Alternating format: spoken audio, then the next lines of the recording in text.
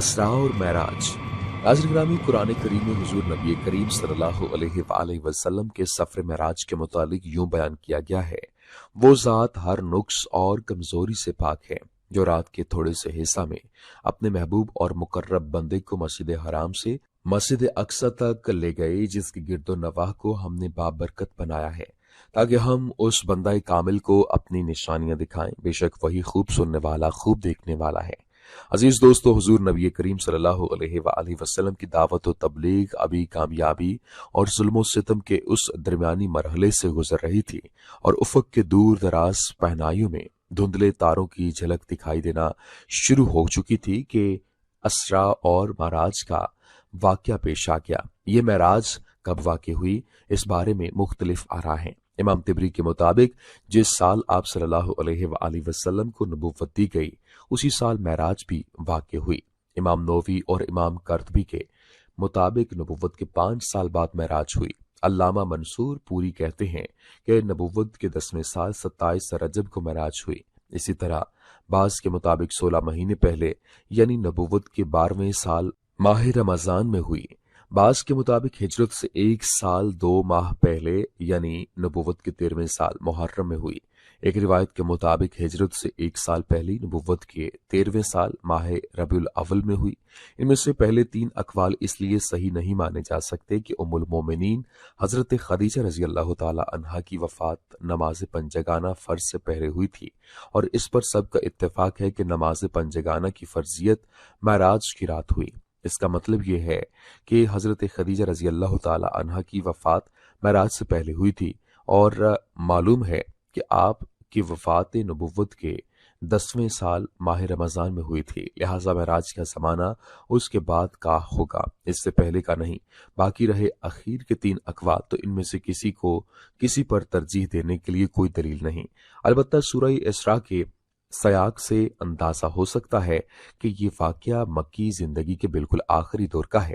ناظرین، ابن قیم لکھتے ہیں کہ صحیح قول کے مطابق رسول اللہ صلی اللہ علیہ وآلہ وسلم کو جسم مبارک سمیت براق پر سوار کر کے حضرت جبریل علیہ السلام کی معیت میں مسجد حرام سے بیت المقدس تک سیر کرائی گئی۔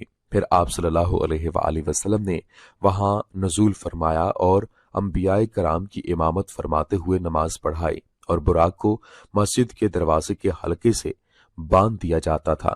اس کے بعد اسی رات آپ صلی اللہ علیہ وآلہ وسلم کو بیت المقدس سے آسمان دنیا تک لے جایا گیا، اور آپ پہلے آسمان پر حضرت آدم علیہ السلام، دوسرے آسمان پر یحییٰ بن زکریا اور عیسیٰ بن مریم علیہ السلام، تیسرے آسمان پر حضرت یوسف علیہ السلام، چوتھے آسمان پر حضرت ادریس علیہ السلام، 5ویں پر حضرت ہارون علیہ السلام، چھٹے پر حضرت موسیٰ کلیم اللہ علیہ السلام، اور 7ویں آسمان پر خلیل اللہ حضرت ابراہیم علیہ السلام سے ملے۔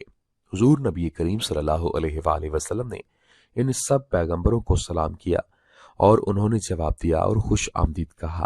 اس کے بعد آپ صلی اللہ علیہ وآلہ وسلم کو سدرۃ المنتہیٰ تک لے جایا گیا۔ پھر رسول اللہ صلی اللہ علیہ وآلہ وسلم کے لیے بیت معمور کو ظاہر کیا گیا، پھر خدائے جبار جل جلالہ کے دربار میں پہنچایا گیا۔ آپ صلی اللہ علیہ وآلہ وسلم اللہ کے اتنے قریب ہوئے کہ 2 کمانوں کے برابر یا اس سے بھی کم فاصلہ رہ گیا تھا۔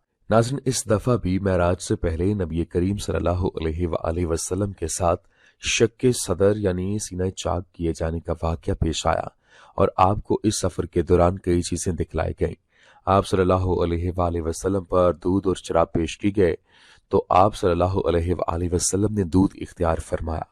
اس پر آپ صلی اللہ علیہ وآلہ وسلم سے کہا گیا کہ آپ کو فطرت کی راہ کے مطابق بنایا گیا، اور آپ فطرت کی راہ بتائی گئی یا آپ نے فطرت پالی۔ اور یاد رکھیے کہ اگر آپ صلی اللہ علیہ وآلہ وسلم نے شراب لی ہوتی تو آپ کی امت گمراہ ہو جاتی۔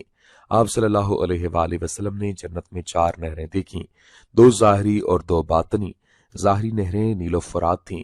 اس کا مطلب غالباً یہ ہے کہ آپ صلی اللہ علیہ وآلہ وسلم کی رسالت نیل و فرات کی شاداب وادیوں کو اپنا وطن بنائے گی، یعنی یہاں کے باشندے نسلاً بعد نسلاً مسلمان ہوں گے۔ یہ نہیں کہ ان دونوں نہروں کے پانی کا منبع جنت میں ہے، واللہ عالم۔ آپ صلی اللہ علیہ وآلہ وسلم نے مالک کے داروغہ جہنم کو بھی دیکھا، وہ ہنستا نہ تھا और ना उसके चेहरे पर खुशी और बशाशत थी। आप सल्लल्लाहु अलैहि वसल्लम ने जन्नत और जहन्नुम भी देखी। इन लोगों को भी देखा जो यतीमों का माल जुल्मन खा जाते हैं। उनके होंठ ऊंट के होंठों की तरह थे और वो अपने मुंह में पत्थर के टुकड़ों जैसे अंगारे ठोंस रहे थे, जो दूसरी जानिब उनके पाखाने के रास्ते से बाहर निकल रहे थे। आका करीम सल्लल्लाहु अलैहि वसल्लम ने वहां पर सूदखोरों को भी देखा। उनके पेट इतने बड़े थे कि वो अपनी जगह से इधर उधर नहीं हो सकते थे। जब आले फिरौन को आग पर पेश करने के लिए ले जाया जाता तो उनके पास से गुजरते वक्त उन्हें रौंदते हुए चले जाते थे। आप सल्लल्लाहु अलैहि वसल्लम ने जिनाकारों को भी देखा।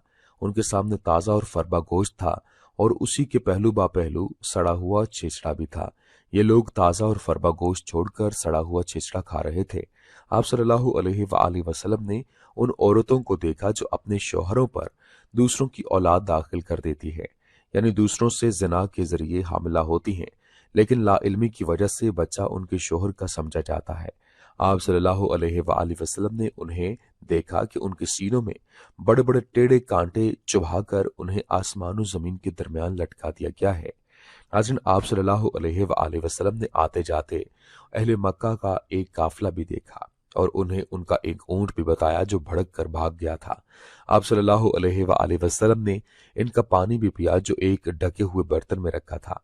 उस वक्त काफिला सो रहा था। फिर आप सल्लल्लाहु अलैहि वसल्लम ने उसी बर्तन में ढक कर छोड़ दिया और ये बात महराज की सुबह आप सल्लल्लाहु अलैहि वसल्लम के दावा की सदाकत की एक दलील साबित हुई। जब रसूलुल्लाह सल्लल्लाहु अलैहि वसल्लम ने सुबह की और अपनी कौम को इन बड़ी बड़ी निशानियों की खबर दी तो अल्लाह अज़्ज़ा वजल ने आपको दिखलाई थी, तो कौम की तकजीब और अजियत और ज़रर रसानी में शिद्दत आ गई। उन्होंने आप सल्लल्लाहु अलैहि वसल्लम से सवाल किया कि बैतुल मुक़द्दस की कैफियत बयान करें, और इस पर अल्लाह ने आप सल्लल्लाहु अलैहि वसल्लम को बैतुल मुक़द्दस को ज़ाहिर फरमा दिया था और वो आप सल्लल्लाहु अलैहि वसल्लम की निगाहों के सामने आ गया। चुनांचे आप सल्लल्लाहु अलैहि वसल्लम ने कौम को इसकी निशानियां बतलाना शुरू की और उनसे किसी बात की तरदीद न बन पड़ी। आप सल्लल्लाहु अलैहि वसल्लम ने जाते और आते हुए इनके काफिले से मिलने का भी जिक्र फरमाया और बतलाया कि उसकी आमद का वक्त क्या है। आप सल्लल्लाहु अलैहि वसल्लम ने उस ऊंट की भी निशानदही की जो काफिले के आगे आगे आ रहा था। फिर जैसा कुछ आप सल्लल्लाहु अलैहि वसल्लम ने बताया था वैसा ही साबित हुआ, लेकिन इन सब के बावजूद इनकी नफरत में इजाफा ही हुआ। इन सालिमों ने कुफ्र करते हुए कुछ भी मानने से इनकार कर दिया। नाज़रीन, कहा जाता है कि हजरत अबू बकर रज़ी अल्लाह ताला अन्हु को उसी मौका पर सिद्दीक का खिताब दिया गया क्योंकि आपने उस वाक़े की उस वक्त तस्दीक की जब और लोगों ने तकजीब की थी। महराज का फायदा बयान फरमाते हुए जो सबसे मुख्तसर और अजीम बात कही गई वो ये है ताकि हम आपको अपनी कुछ निशानियां दिखलाएं, और अंबियाई कराम के बारे में यही अल्लाह ताला की सुन्नत है, इरशाद रब्बानी है। और इसी तरह हमने इब्राहिम को आसमान और जमीन का निज़ाम सल्तनत दिखलाया और ताकि वो यकीन करने वालों में से हो, और मूसा अलैहिस्सलाम से फरमाया ताकि हम तुम्हें अपनी कुछ बढ़िया निशानियां दिखलाएं। नाज़रीन, इन निशानियों के दिखलाने का जो मकसूद था उसे भी अल्लाह ताला ने वाज़ेह फरमा दिया कि वो यकीन करने वालों में से हो। चुनांचे जब अंबियाई कराम के उलूम को इस तरह के मुशाहिदात की सनद हासिल हो जाती तो उन्हें ऐनुल यकीन का वो मकाम हासिल हो जाता था जिसका अंदाजा लगाना मुमकिन नहीं। फिर अंबियाई कराम अल्लाह की राह में ऐसी ऐसी मुश्किलात झेल लेते थे जिन्हें कोई और झेल